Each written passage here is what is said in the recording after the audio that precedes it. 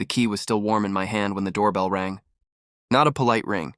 A long press, demanding, certain. When I opened the door, my sister-in-law stood there with her suitcase already tilted forward, like gravity had made the decision for her. My mother-in-law hovered behind her, lips pressed tight, eyes scanning the living room as if it was already hers. "From today onwards, I'll be living here," my SEL said.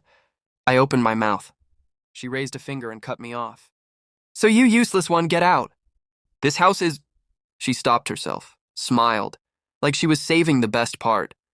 I looked past them. The moving truck idled at the curb. My moving day, just not theirs. That was the moment everything clicked into place. Not rage, not panic, clarity. I had already won. They just didn't know it yet. I used to believe betrayal announced itself loudly, shouting, slamming doors, confessions soaked in tears. I was wrong. It starts quietly. When I married him, his family came as a package deal, his sister's laughter too sharp, his mother's concern too rehearsed. Still, I tried. I hosted dinners. I swallowed comments. I paid for repairs no one thanked me for. This house was supposed to be our fresh start. I paid the down payment. I handled the paperwork. He said he trusted me with the details.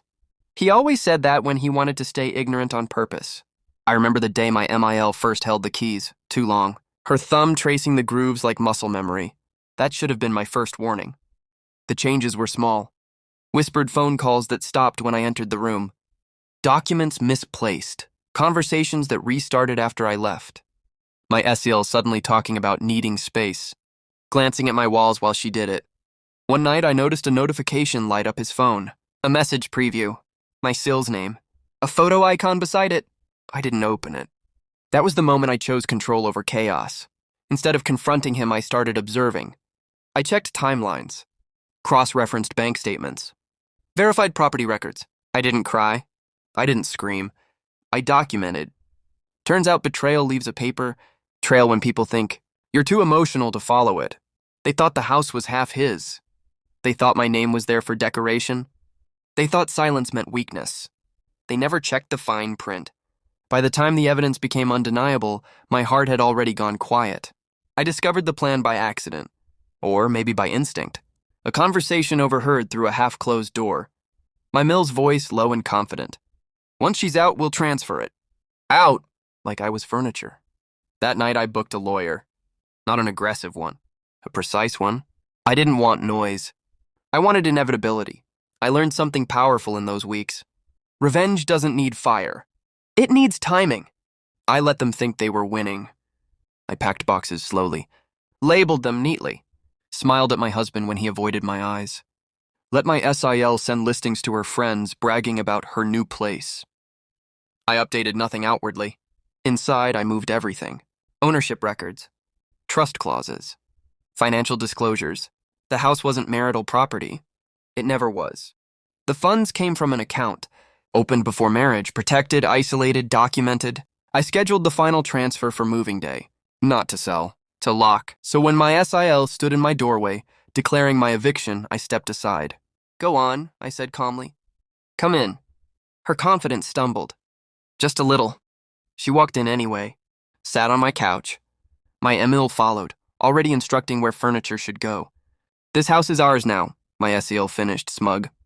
"You don't get a say." I picked up the folder from the entry table. The one I'd placed there on purpose. "You're right," I said. "I don't." Then I slid the papers across the table. Ownership deed. My name, only mine. The silence was immediate, heavy, the kind that presses on your ears. My Mael reached for the documents, hands shaking now. This isn't right." "It is," I said, "and it's final."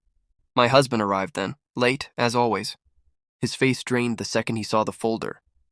I didn't look at him. I stood up, walked to the door, and opened it wide. "You came to throw me out," I said evenly. "I'm just correcting the direction." My SIL stood abruptly.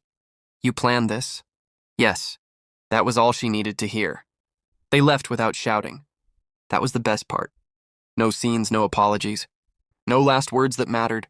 Just footsteps retreating down a driveway they would never own. I stayed behind.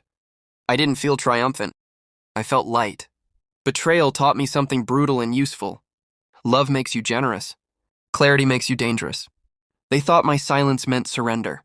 It was preparation. And when the door finally closed behind them, I changed the locks myself. Slowly, deliberately, with steady hands,